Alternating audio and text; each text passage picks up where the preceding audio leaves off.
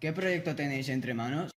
El proyecto que tenemos entre manos es la creación y la gestión de una empresa de arreglos informáticos. ¿Qué objetivo tiene la empresa? El objetivo de la empresa es básicamente ganar experiencia en el mundillo de los arreglos y también aprender a gestionar una empresa de dentro. ¿Sobre qué va la empresa? La empresa, como ya he dicho antes, va de arreglos informáticos, ya sea de software o de hardware. ¿Y quiénes formáis la empresa?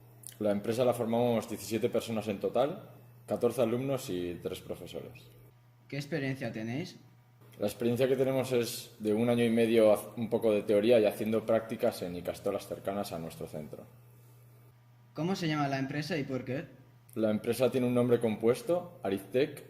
La primera parte, Ariz, viene del nombre de nuestra icastola, Arizmendi, y Tec de tecnología. ¿Cómo podemos contactar con vosotros?